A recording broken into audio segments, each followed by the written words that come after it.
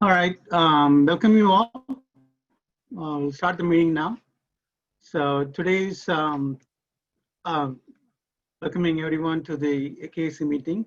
Today's discussion with Professor Kancha Ilaiah.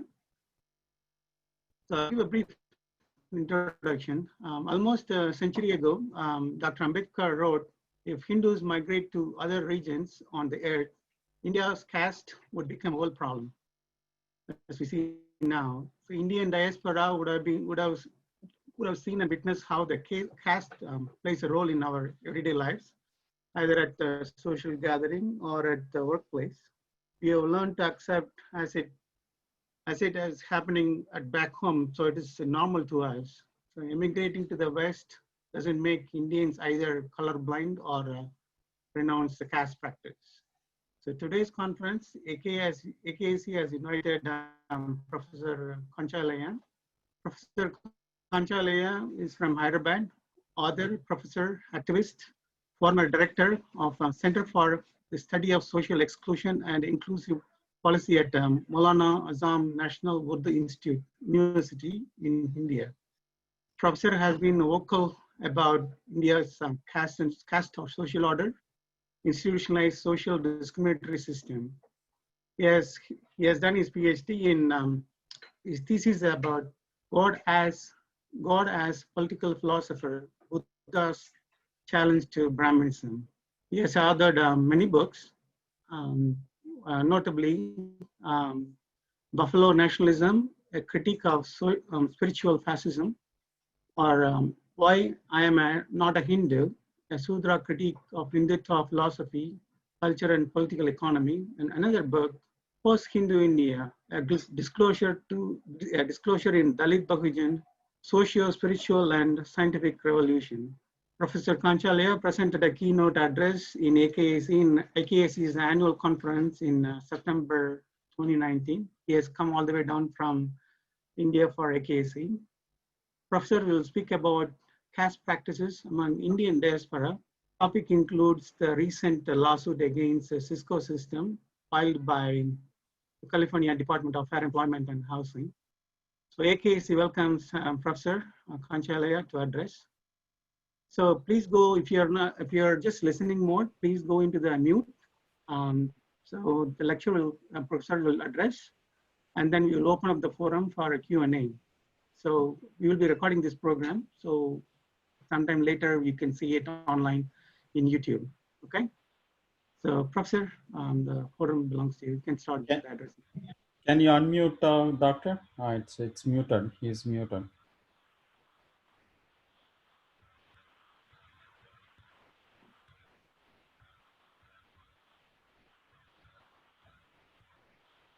Okay, thank you, Nalan, for that introduction.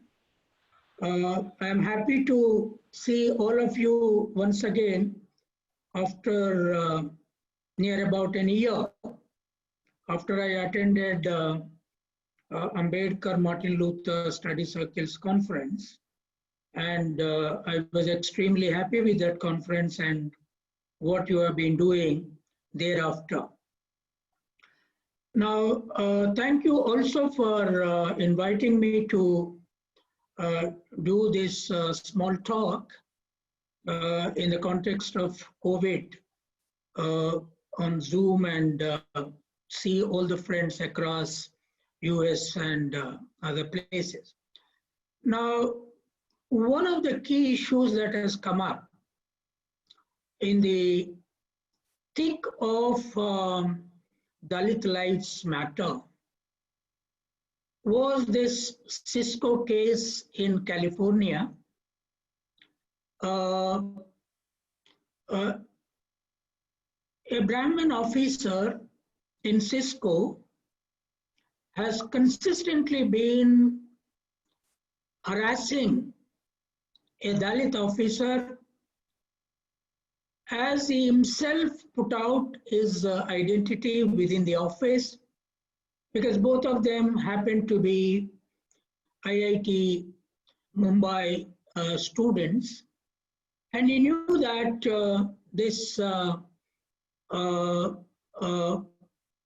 this newly publicly named man called John Dewey.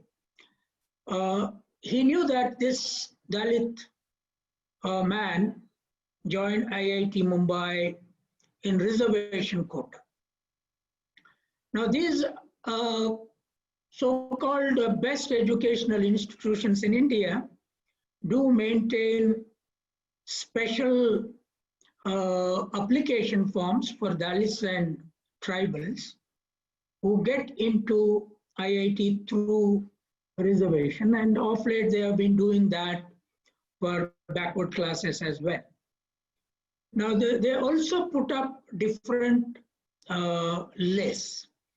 Therefore, this man could know that this man is a Dalit and he came through reservation. And after joining TISCO, he has been tracking him, and incidentally, John Doe was working with him, and gradually he became his boss. Now, what happens in America with this case is that having become his boss, exactly what happens in India, they will not give you work which improves your gradations within the workplace. They do not assign you quality projects, and they do not rate you as a promotable candidate at every level. More than that, he has been consistently harassing him, which happens in India as well. Now, the caste harassment atrocities happen in two zones within India. One, the rural agricultural zone, where most Dalits are agrarian labor, and the Shudra landed gentry or middle peasantry employ Dalit labor within their fields. So most of the quarrels in the agrarian labor area, production area, happen between the Shudra landowners and Dalits. And some of the worst atrocities on Dalits happen to be committed by the Shudra landowners, but they have a lot of other linkages. Their food culture is the same, their work ethic is the same, all of them have to work in the field, and they don't have equal rights in Hinduism. But in the employment zone in the urban areas, the conflict of the Dalit and tribal employees to begin with was with the Brahmin officials. Because what happened after Periyar movement was, lot of Tamil Brahmins became nationalized. They went to Delhi. From there, they went to US. They thought that the Dravidian movement has harassed them. And the second grade of Brahmins migrated from Pakistan after the partition, because all Brahmins migrated from Pakistan to Punjab and Delhi.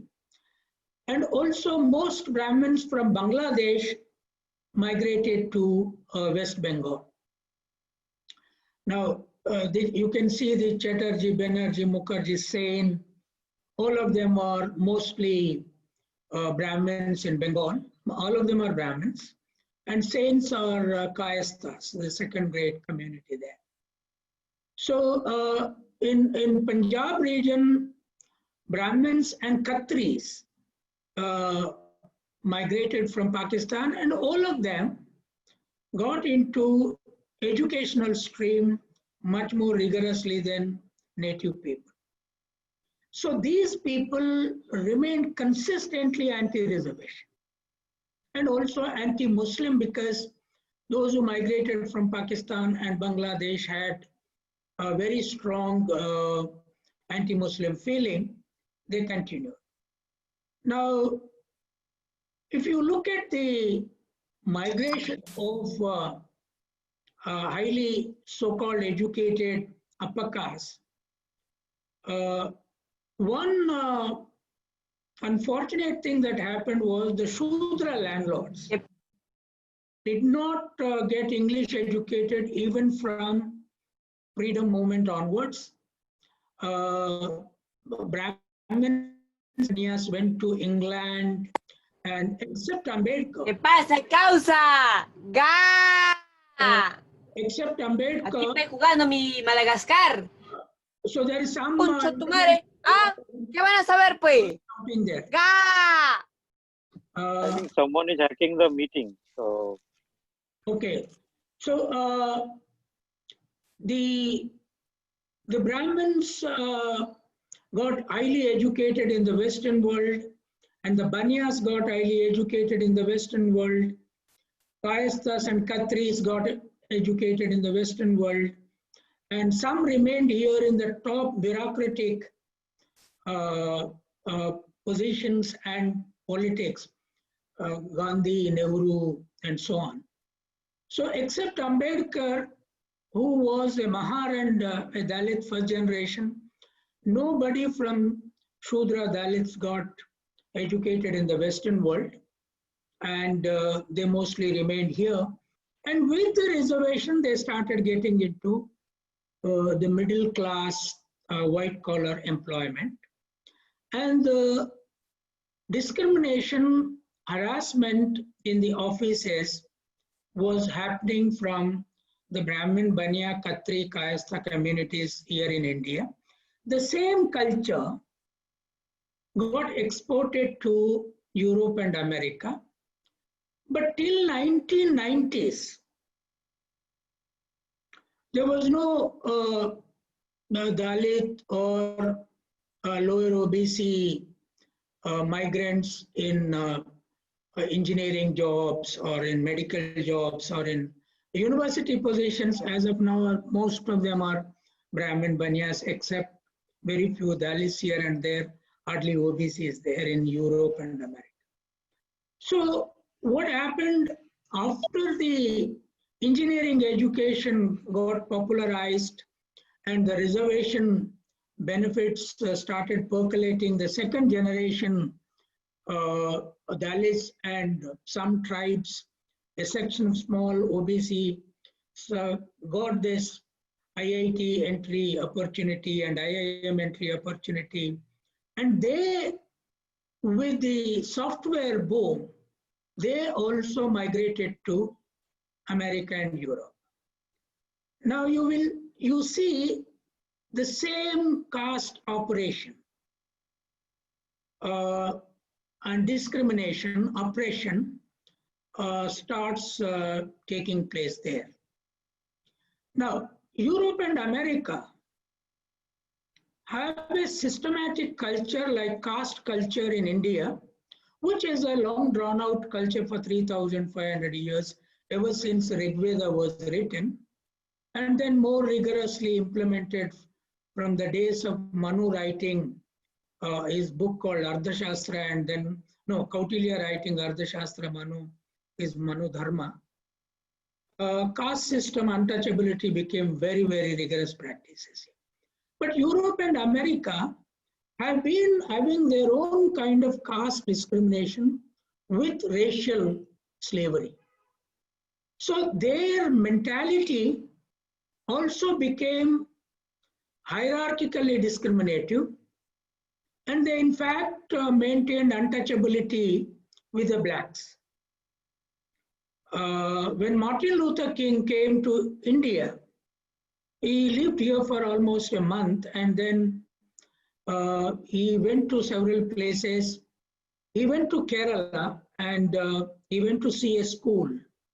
One of the school headmaster who introduced him told the students, "Here is an American untouchable who has come to talk to you." Martin Luther was surprised. Now, how come that he is comparing me? He is telling me that I am an American untouchable.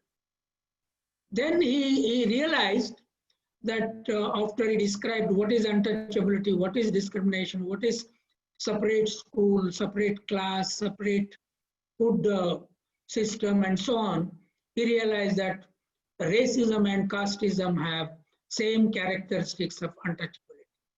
But somehow, unfortunately, he did not get introduced to Ambedkar's literature much at that time. So now, when racism is operating in a very brutal manner, the Brahmins and Banyas, Kayasthas, Khatris who are opposed to reservation back in India became more emboldened.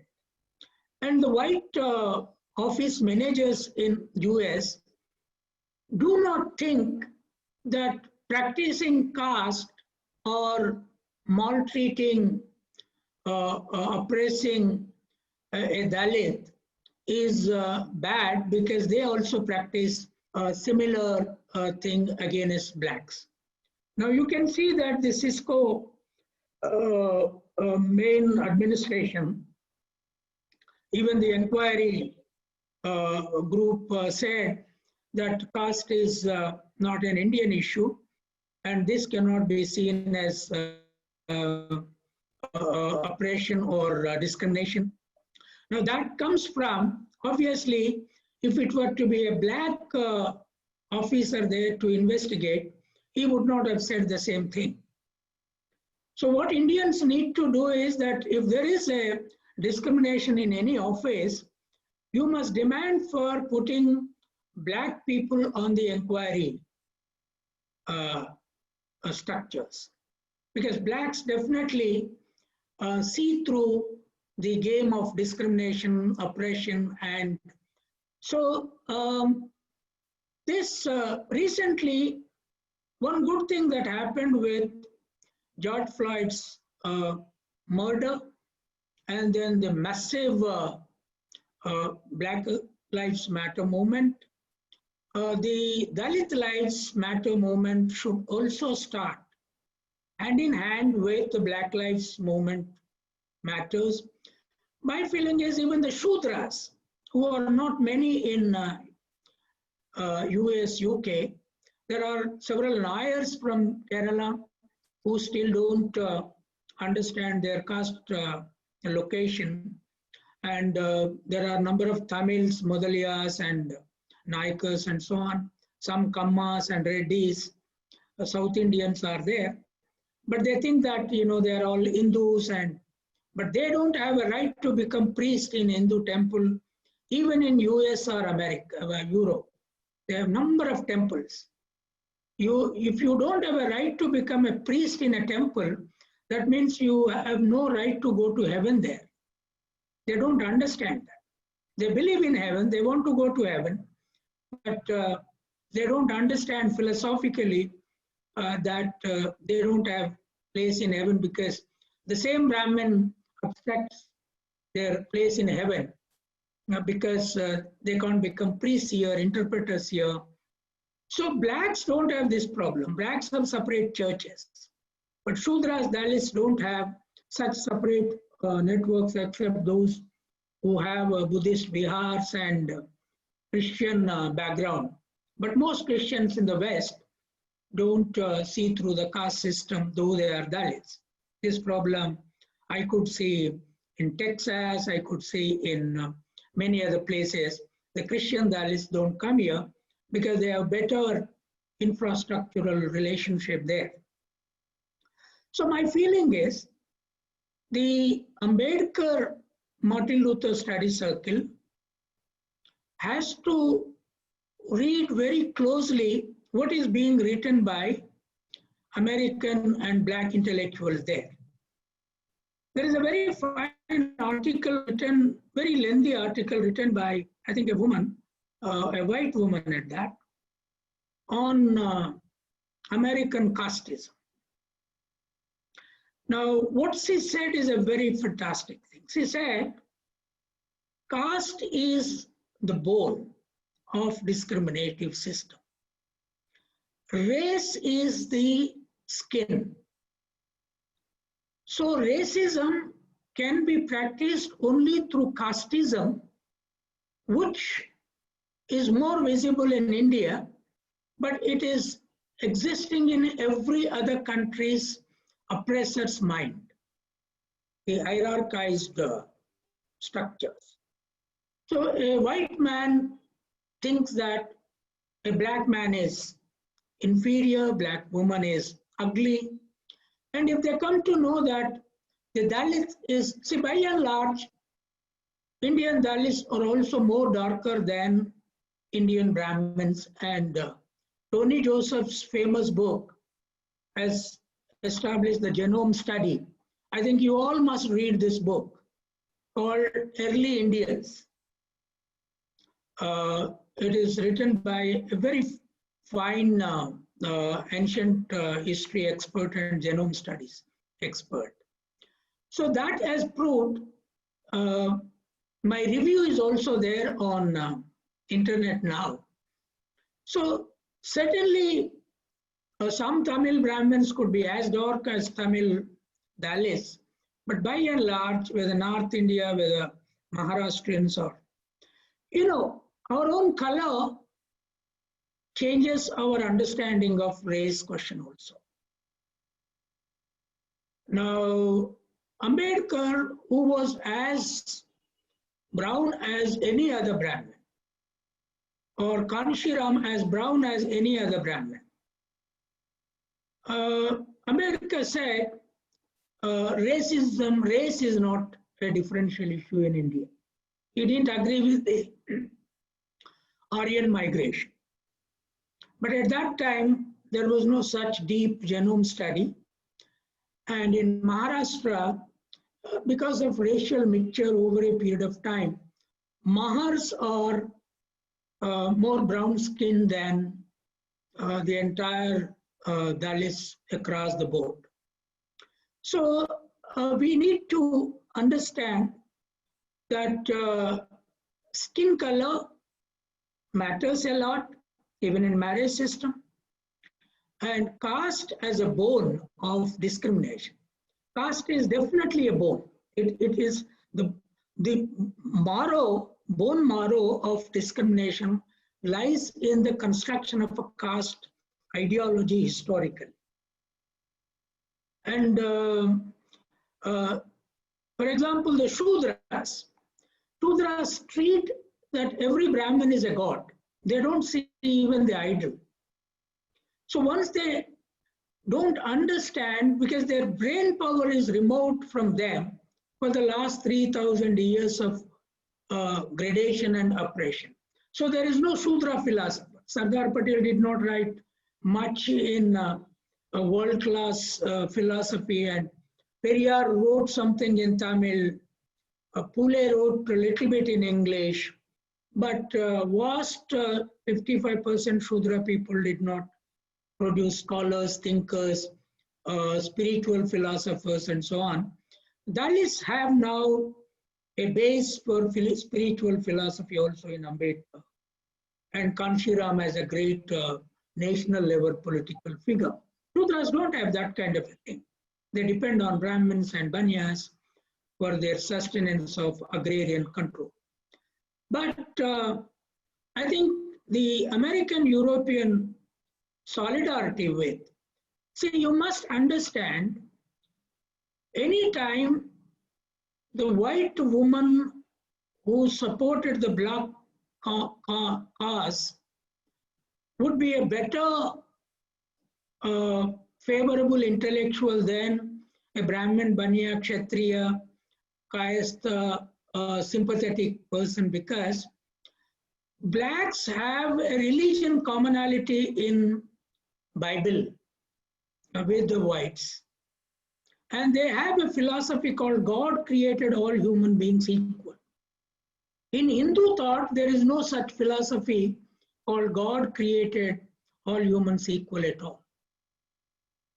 So it is this fundamental difference that does not allow any Brahmin to be shameful anywhere in the world when they are, because from childhood onwards, their food is different, their upbringing is different, their cultural values are different, their dress code they maintain different, they have a sacred thread, their shaving system is different. This is not true of the white and black in America over a period of time. And that's how the blacks could produce outstanding intellectuals, musicians, and now equal industrialists with the whites.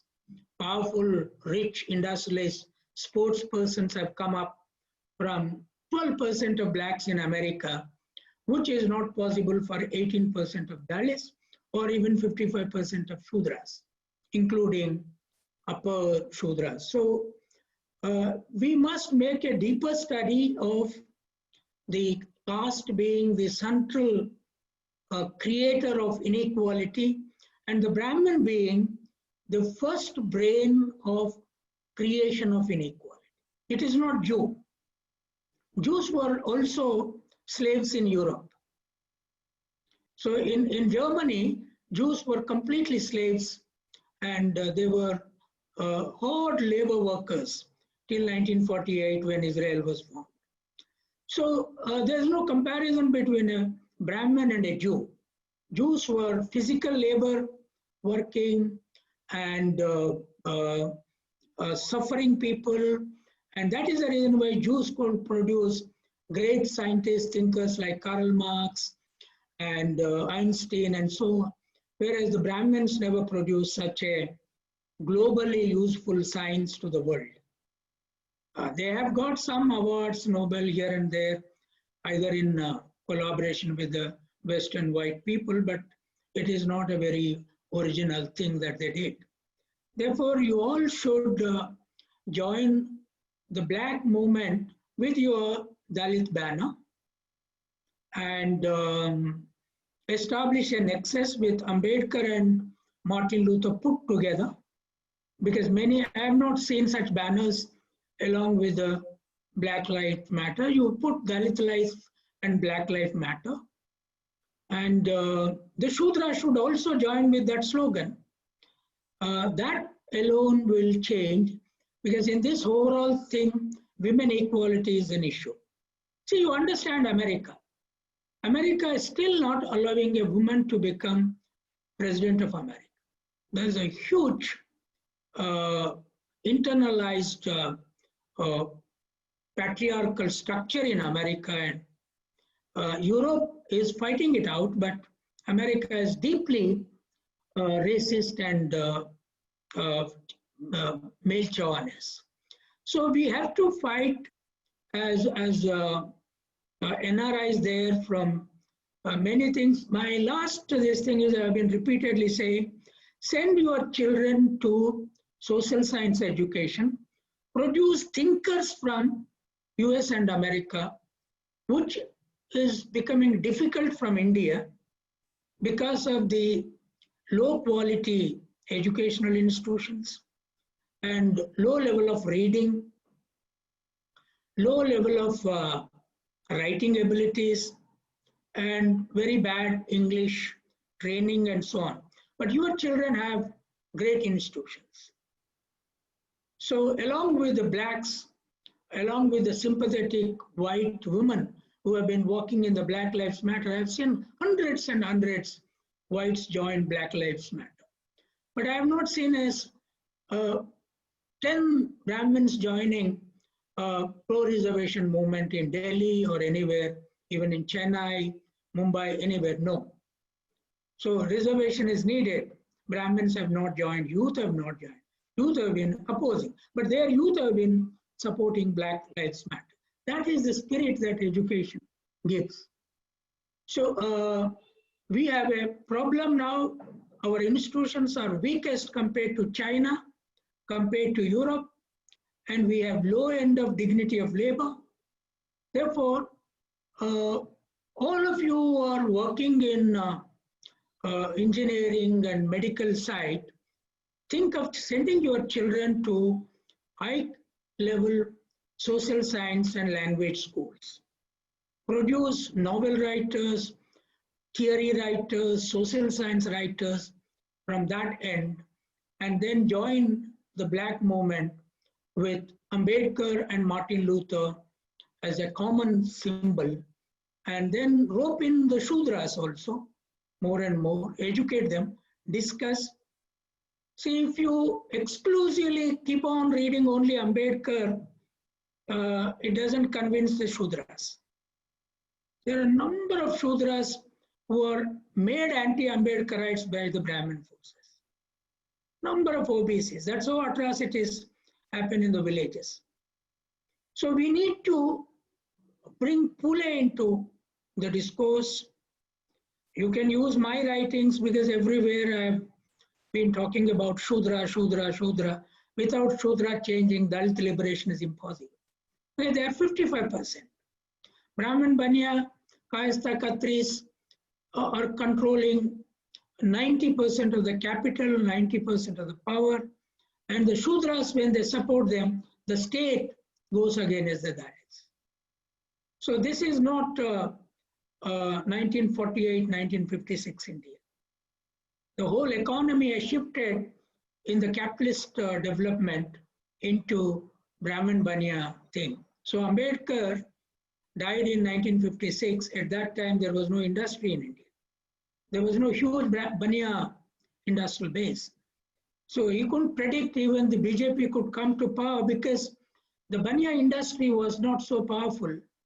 Now the Banyas could come to power both with Ambani, Adani and Vedanta, massive Banya industrial economy. Now Ambani has become richer than Warren Buffett. You understand that. And they don't have social spending habit. There is no philanthropy with them. They build 30-floor house, 40-floor house, whereas Warren Buffett or your Microsoft people will give all the money to social cause and die. But here they will give only to their children to sustain the Banya economy, the Brahmin path. So we have to understand these differences and read contemporary discourses seriously. So thank you very much. I'm glad that Black Lives Matter, Dalit Lives Matter more in US and UK or in the Europe, and the Shudra lives also matter all over and in India. The Brahmin, Banya, Kshatriya, Kayasthas must change their life like the whites are changing. The whites came out, even the Republican, Democratic Party people came out and kneeled on their knees and said, we are sorry for what happened to slavery. We are sorry for what happened to colonialism. But here, the Brahmin, Banya, Kayastha oppressors never kneel at any Ambedkar statue and apologize for the historical oppression that they were involved. This is the mindset we are dealing with. So you need to work with a larger coalition internationally. We have to put our agenda strongly in UN body. What happens if America goes out of UN is a different question. But we should put caste and race question on equal basis on UN. This is what we tried in 2001, but the intellectuals here and BJP government at that time did not allow. And with this Cisco case, I think there is a ground to take it to UN more strongly. Thank you very much. Professor, thank you very much. It's amazing talk. Basically, the last point that you made, like money is richer than Warren Buffett, but without any social cost, and how we should take forward Dalit rights into the mainstream, and how we should work together with the Shudra and Shudra Lives Matter, and work with the white American women to protest against these rights of the people. So it's a good talk. It's amazing. Thank you so much. And now the forum is open for Q&A. So please, who have questions, unmute yourself and ask questions. Probably If you have a question, you can actually type it in. I can read it out for you, right? So, they can raise their hand in the Zoom. We can unmute them because since we have some disturbance, it's not good to open up to everyone. Okay. So let them raise the hands so we can unmute them. can you raise your hands like In the Zoom.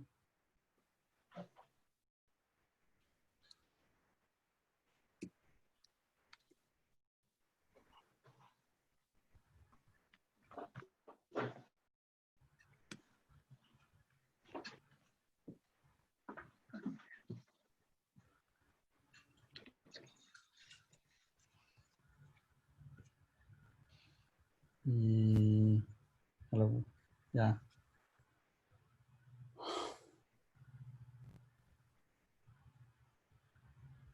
There's a chat. Yeah, there is somebody. Yeah. Can you? Yeah, I think. Yeah, okay. So can you please unmute Soma? So, okay, I'll do that. Yeah, Soma, go ahead. Go ahead with your question, please. You can read it itself, like, that's fine. My question is, like, if you want me to ask, my question is that, I read somewhere or heard in a podcast that in the past, pandemics that actually resulted in a lot of loss of life raised the power of labor because, obviously you cannot find many more workers. Do you think this one will bring such opportunities for labor?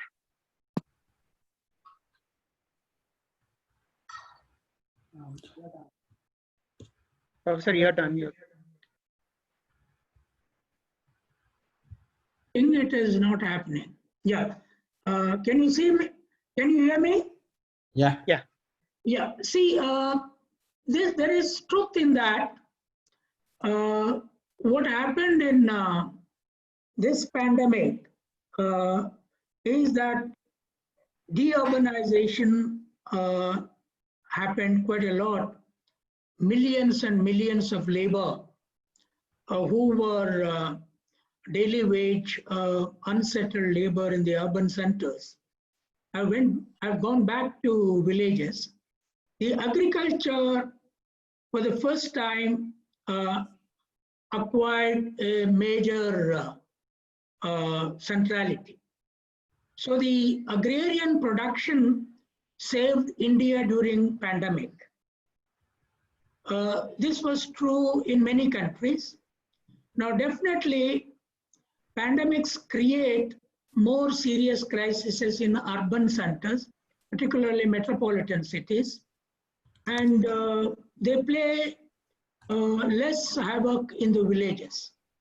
So definitely, the role of labor and the question of dignity of labor. For example, very interestingly, here in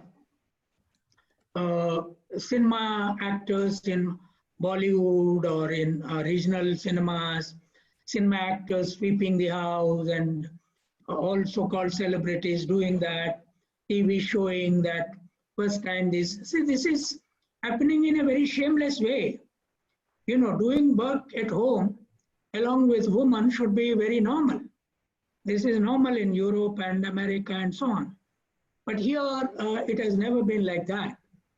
So dignity of labor got certainly some centrality in the pandemic, and it will increase, but we have to theoretically shift it. It is not just religious issue, cultural issue, but we have to shift to production and even food culture. In the beginning, when only China had the pandemic, corona, here the Brahminic forces started a campaign that if you eat Chinese like meat, this meat, all meats, you will die with corona. So later on, corona was attacking more vegetarians here. More vegetarians died in the Western India, and China could control corona, but India sees a huge surge. So that has disappeared. Chief ministers, particularly our own chief minister, said, eat more meat and fish, chicken, in order to survive. So the food culture of Shudras, Dalits got a positive boost during the pandemic. So this happens, we need to use theoretically by writing about it. Okay, so a couple of questions. First question I'll read out, Professor. One is from Mahesh Vasnik. There is no leader in Black Lives Movement, Black Lives Matter movement. Why Dalit movements is looking for a leader? Well, there have been leaderless movements here too. If you see the CAA movement that happened just before the pandemic came, it was leaderless. Hundreds, thousands, even lakhs were coming into streets without a leader being led. So I think the leaderless movement started with Arabic Spring in 2010. All over Arab, leaderless masses came into streets and pulled down the dictators. And that has happened in India and even in Hong Kong. The democratic movement of Hong Kong was almost leaderless. So Black Lives Matters also leaderless. That mass movements will come up in India after the CAA movement. I think that could be possible. Dalit leaders, Dalit masses think of leader for electoral things and all that. But here also, when the reservation question came up, Supreme Court judgment in 2018 January, January to April, massive leaderless movements, huge rallies. Dalits themselves did that. So it's possible. It's organic movement. Yeah. So next question, Subhash Kadam, can you go ahead? Unmute yourself and ask the question.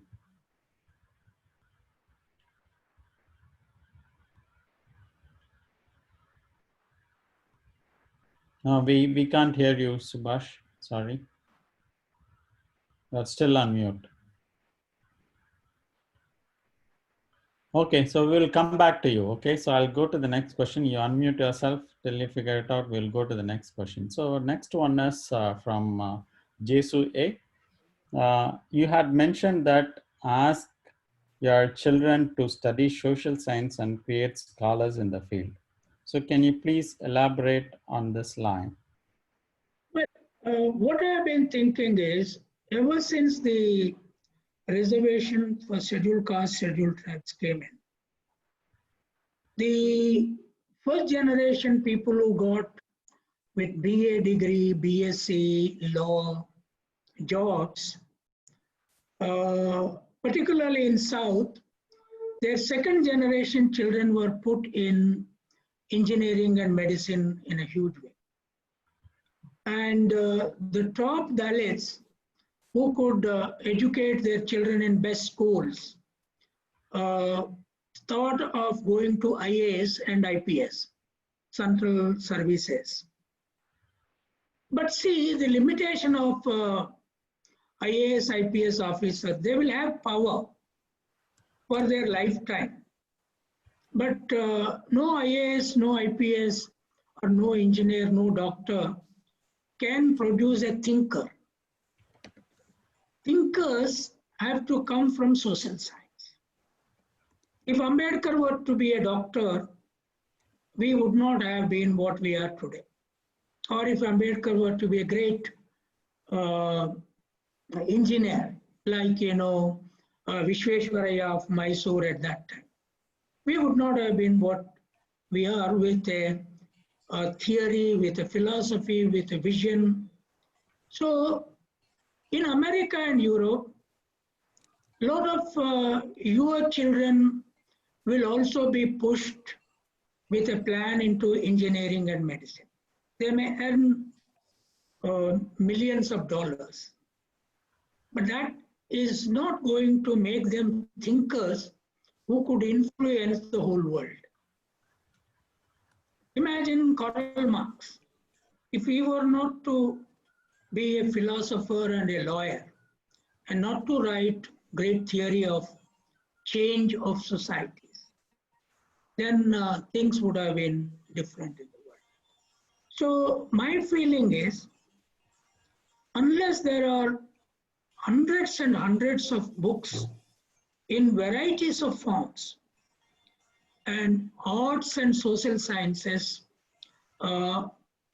produce scholars, thinkers, writers, novels. For example, number of Brahmins, Banyas, Kayasthas send their children there too into social science.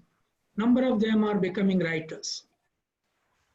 So their books are being read in India. If you go to any airport, it is their books which are available in the airport shops or in the general public. Now, why not Dalits and other oppressed communities who have first generation good life, send your children to social science, maybe it is Harvard or law. See, the Brahmins have studied law there, and they are trying to become candidates for American president. See, in America, only lawyers can compete because the legal profession is very powerful. So I would say that make your children thinkers, lawyers, novel writers, theory writers, book writers.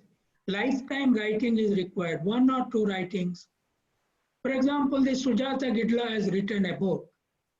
Well, she started writing very late in life. She got a talk by Corona, and I believe she was writing. But she also came from engineer, science background.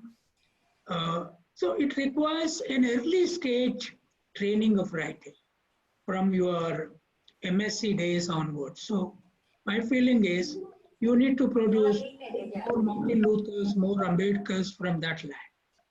Thinkers. Thank you. So now Subhash Kadam, can you go? Oh yeah, I just wanted to make a comment.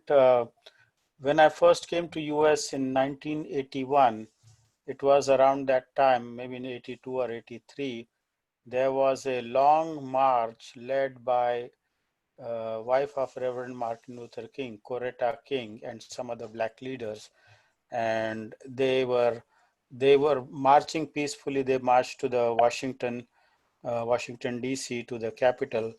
And the march terminated there, and there were a lot of speeches. And that was mostly for on behalf of Afro-Americans. They were marching for jobs, peace, and some of their problems that they were discussing. And I went along in that march. I went from Rhode Island, from Kingston, Rhode Island, all the way to Washington, DC. And I was surprised to find a large number of white folks, men and women, participating side by side along with the Afro-Americans. So I was myself surprised, and I discussed this topic with my friend from Asia. And I said, and he immediately commented, that's the character of white folks. When they think something is wrong, they speak up, they say it is wrong, regardless of what race or what religion they belong to. That was the comment of another Asian person on my observation of there being large number of whites in a march that was led by Afro-Americans. So I just concur with Professor Kancha Ilaiah, what he said regarding the fact that whites come forward in support of Black Lives Matters. It is not just a new phenomenon. It has been there in the early 80s when I was a student in the University of Rhode Island. No, you are right. In fact, now all their bishops, the white great writers, from Oxford are saying that the biblical tradition does not allow discrimination. And all churches must join Black Lives Matters movement. Now, this is impossible to imagine from Shankaracharyas in India or from priests from Tirupati or any other. And it is impossible from very sympathetic intellectuals joining our protests in Delhi or Mumbai, Bangalore, Chennai. Any Iyer or Iyengar will not join. But they may join the Muslim rallies on secularism ground. Because the Muslim world is a bigger world and the secularism theory gives them a global visibility, and whereas abolition of caste issue, they will not join. Therefore, we need to pressurize them and question their spiritual ethics itself. Ultimately, it is the spiritual ethic, because don't forget the fact, it was the first white woman who wrote Uncle Tom's book called Peach. That was in late 19th century. So before any black wrote a book for black liberation. So this they saw that God, they believe, does not allow this kind of treatment. Whereas here in India, in Hindu thought, they think God has created like this, it should not be changed, cannot be. So this we need to question. Ambedkar really gave us some theory for that, but we need to elaborate, repeat, and advance that theory further and further. Thank you. Yeah. So next question from Arul. Many of the OBC Shudras, especially in US, deliberately refuse to recognize there is caste discrimination. Like they are okay with separate microwaves for vegetarian and non-vegetarian food. They think it is okay to practice caste inside their homes. How to explain that giving someone a separate plate at your home is not an individual choice and it is a caste practice? Well, what happened with the backward classes is that though having come from a shepherd background, middle run, I wrote in 1996 why I'm not a Hindu. I said all Shudras are also not Hindus unless you have the right to priesthood, the right to read this divine scripture, and right to interpret. You don't have that citizenship in religion. But unfortunately, OBCs and Shudras, even the upper Shudras who were not in reservation, never produced intellectuals. They never accepted Ambedkar as their leader.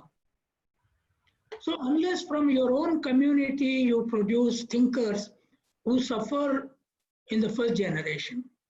No, I was isolated. Mostly Dalit support came to me, but OBCs did not support. Shudras like, Mudaliyas, Gaundas, Kammas, Reddys did not support me in the beginning. Now this is because unless you have thinkers among your communities who educated you, you don't support. Now why they think that Brahmanism is good?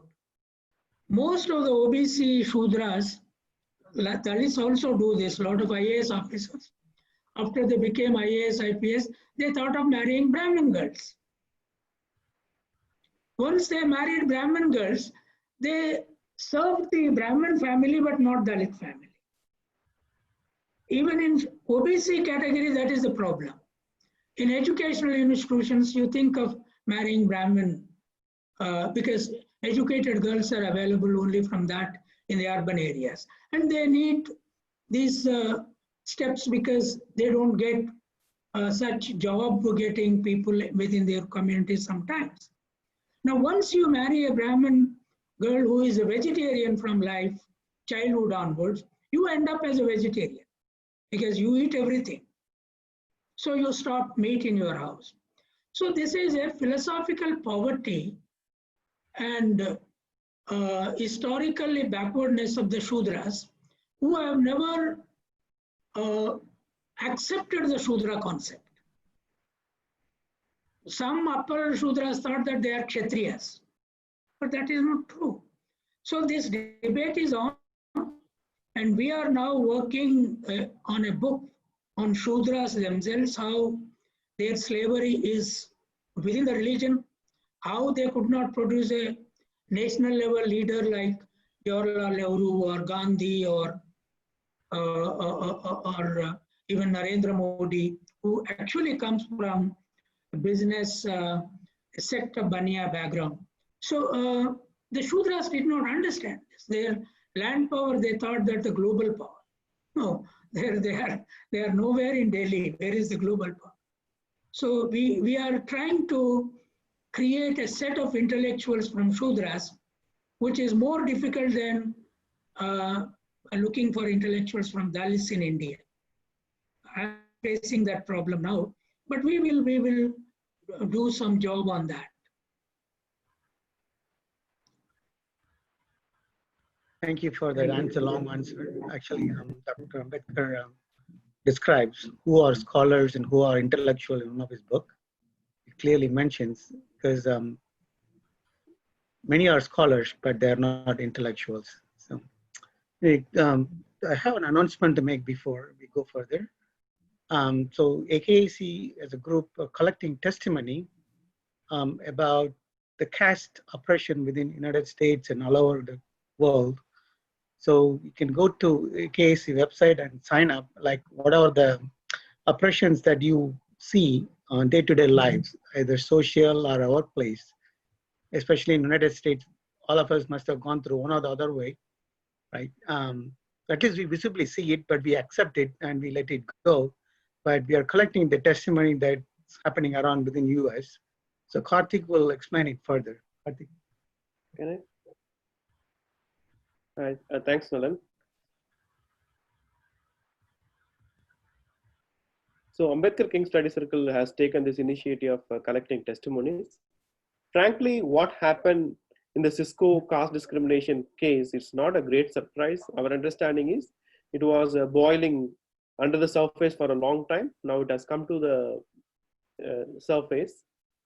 So what we have understood from this is the caste is being practiced by the caste Hindus or the anti-caste people outside the office. They practice caste in their day-to-day life. And what happened inside the office is the extension of what is being practiced in the society. And now another understanding is what has revealed the Cisco caste discrimination case. There are two important things. One is the American non-Indians does not know the practice of caste. And secondly, the people, those who practice caste inside office know very well these Americans does not know how the caste operate or the practice of caste. So we want to expose this very dual nature of the people, those who practice caste. So we can ask when people come inside the office, are they not behaving professionally? In our understanding, they are professionally practicing caste. So they know what to hide, and because the non-Indians does not know. So in order to make these non-Indians know about the caste, so why it is very important is when John Doe went and complained to the HR has gone through the due process, and she is able to sense there is a discrimination, but not able to understand what kind of discrimination it is. That's why on record, Cisco says caste discrimination is not unlawful. So that is what the conclusion they came. So it is like your crime is undefined, so there is no justice for you. Now we say, if you don't understand what is caste, try to understand it. And who can educate them? Only the people, those who are anti-caste, educate them. And now we decided to collect testimonies. So how the caste is being practiced. It may be very small things. So like Arun says, the micro oven thing, or asking your caste directly, indirectly, or asking your kids caste when you are going for a particular program. So all these are practice of caste. So if you write a testimony, we will convert this testimonies into small stories, small narrations, and we will give it to media, and also we will post in our Facebook. And at the end of the campaign, that we are going to send to the HRs of big companies in Bay Area. And your anonymity is fully protected, because this testimonies is being collected by only one person in AKCEC. AKCEC have 6 people, but there is only one person who is going to handle this one. And after you send, that you have options. You can send anonymously, or you can send to us that it can be published with your name. So if you say choose anonymously, then we will protect your anonymously fully, not only with your text. We are going to change your text. We are going to edit your text, because there is a concern from some people by the style of writing that you will be identified, right? So how you write email in office, and how you write general things. So we have a team of like 10 people that who are going to edit in such a way that your style will be accused. So that if, for example, if I write, somebody will edit my testimony in such a way that it will be written like by them. And if some media people or somebody reaches us, they want to talk with somebody who has written this anonymously, then we will send an email to the person who is the author of the testimony. Then only even we will reveal to the media. So your identity is fully protected and anonymity is ensured. Then secondly, when we build these stories, only the Americans can understand how the caste is being practiced. Without that, this cannot be taken forward. I would like to mention finally only one thing from the Indian Express editorial. There are many articles. There are one of the good editorials for Indian Express. What is called, it is the inclination point in the caste question, and they mention this can be made successful only by including the large polity. So without we mobilize the people, it is not possible to win the case or take up the campaign. And we have given the link of the testimony in our akcusa.org, the homepage itself, and I have pinged that in the chat. If you have any questions, please write to the email, the AKCSFBA, that is Ambedkar King Study Circle, San Francisco Bay Area @gmail.com. Please come with many stories. You may think it is very simple. So what we think, but when we convert into the narration, it is like what in a movie they call the story to screenplay. So we will convert it to small stories. We will start sharing. So once the non-Indians understand it, then these people become fearful. The point with the Sundar and the Ramana is they were keep on discriminating him because they are fearless. How they become fearless? Definitely they have a large power networks. That's why they are fearless, and they have a large defense. Everybody will come for the defense, but nobody will come for the defense of John Doe. And second thing, the American does not know. So we want to expose this both. So in that backdrop, your testimony, even if it is small testimony, it will be so helpful. So this weekend we are going to publish like 20 testimonies for the samples. We collected so far like 45 testimonies. Then also you see that you will get confidence. Then you come and register.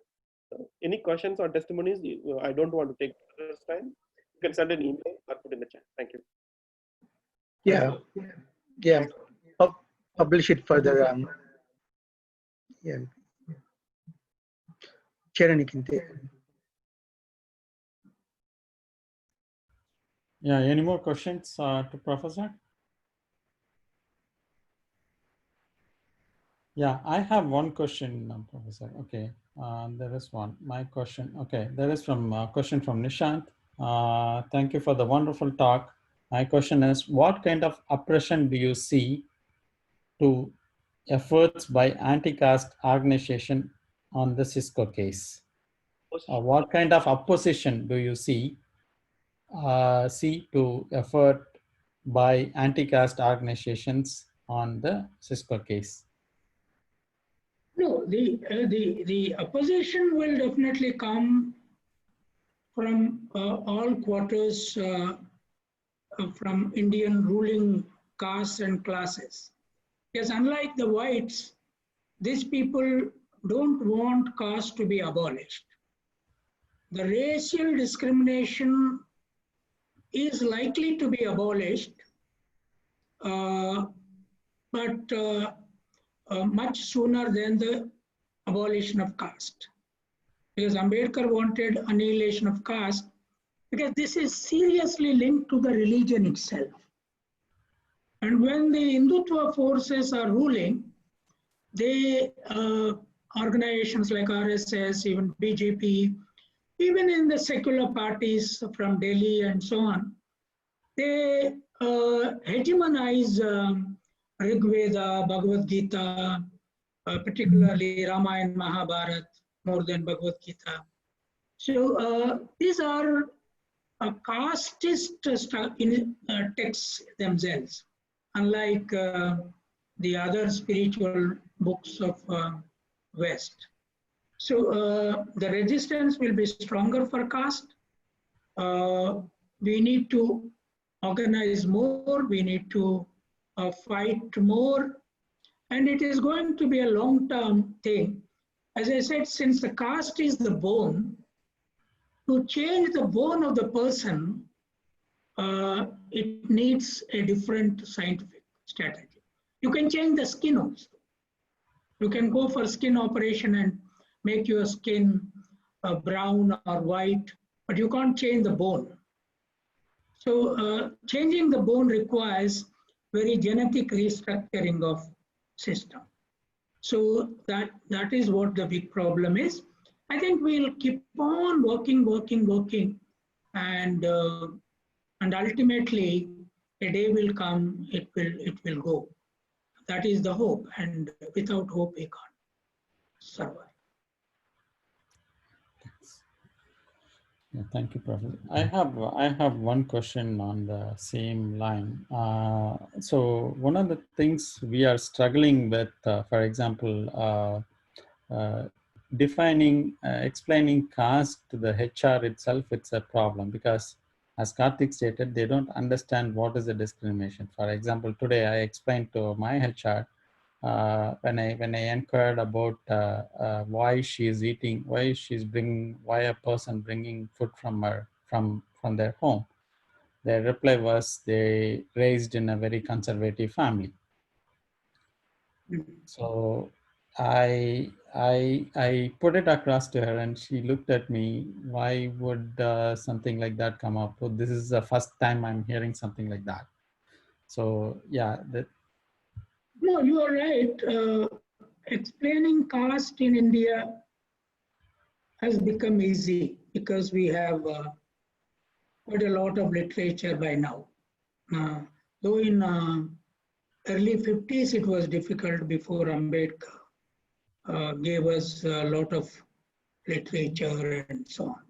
So Pule's writing was not so descriptive, analytical, and then history.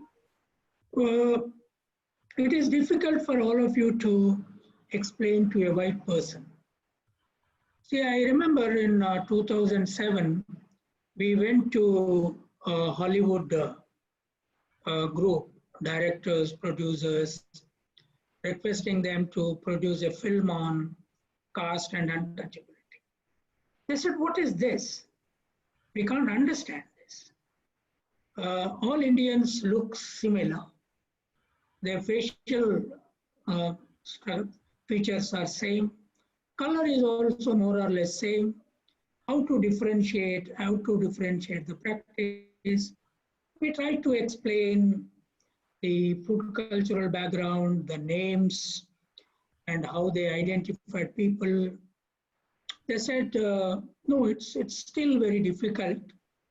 There needs to be a lot of literature to understand how to understand this layers of discrimination that you are, and also how to understand practice of untouchability. How do they practice untouchability?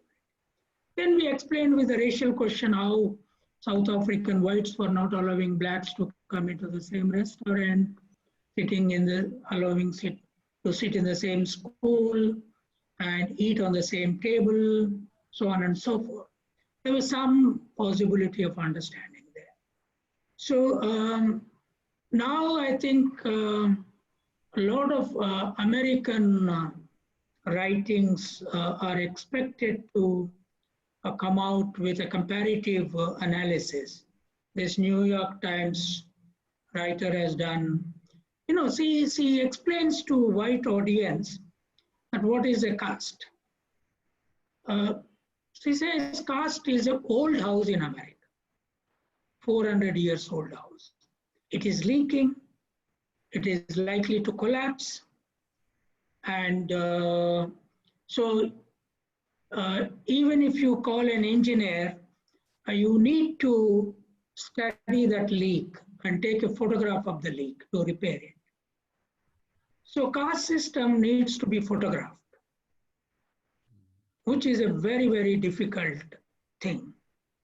But now a lot of painters are doing some job, a lot of writers are doing some job, a lot of political theories, of course, coming up.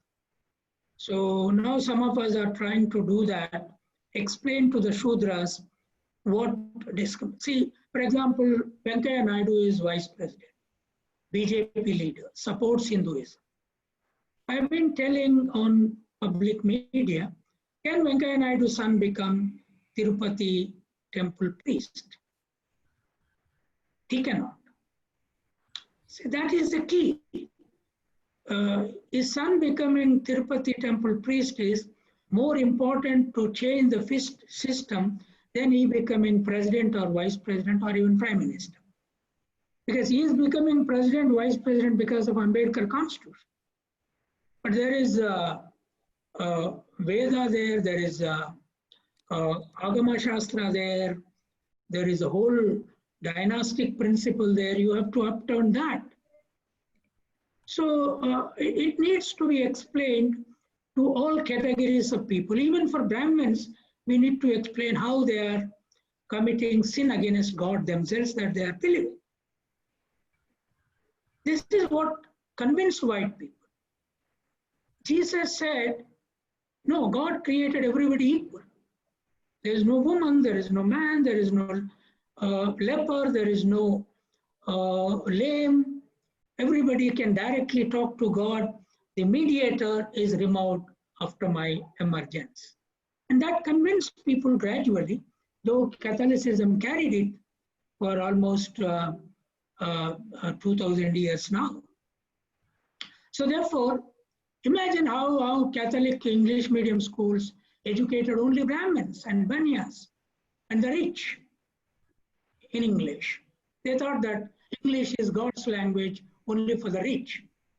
So we need to fight various layers. That fight is happening in India, but you also collaborate with white writers and who can better explain to their own audience than what we can. See, nations are different in explanatory modes also. So that's what you have to do. And that will convince. If you give a New York Times article to that person who wrote that HR report, she will understand what they are talking about because they need their own language. Okay, yeah, that's yeah, thanks. Yeah. So any more questions from anyone? Okay. I think we are done, Nalan. Yeah, thank you so much. I think we have no more questions and we are a little over the time, 20 minutes over the time. So, Sharon, you want to give a thank you note? Okay, fine. So, yeah, first of all, I would like to thank Dr. Kancha Ilaiah for his time. He's very kind to us. Whenever we call him up, he answers our queries and he's there with us. Thank you for that. So yeah, before ending the meeting, so my request is, it's been a struggling thing for us, like especially with so much of discrimination and inequality back in India, whereas here it is though that system is not there, but there is a high chance that it's going to be established soon. The Cisco case is just a tip of the iceberg. Many of the people here thinks that, especially the obese, thinks that the caste discrimination is only for the Dalits and the Brahmins. They never think themselves as a part of the problem. They just want to keep themselves away from this. Basically, they don't want to do anything with this. But there is high chance that they are also going through it. But just because it's so normalized in our life, they are not able to see through it. So as Dr. Kancha earlier suggested, we should basically educate them on that front too. So and I request everyone to talk to the people they know well and discuss about this. You talk more about this, then only you can get those people empowered and come out with their what they see the patterns, what they can see the patterns of like caste discrimination, how it's actually subtly played out here in terms of opportunities, in terms of social exclusion, in terms of your future generation also going to depends on it. You, for example, one example I would say, you go to a school in Cupertino School District and try to get into a Science Olympiad team. You see who runs those teams and how difficult to get those information from that particular the Math Olympiad or the Science Olympiad teams. There you can see that, you can experience that issue there. So with that note, so I request all of you to encourage your friends and everyone to participate in this testimony and support us. Okay. Thank you, doctor. Thanks a lot.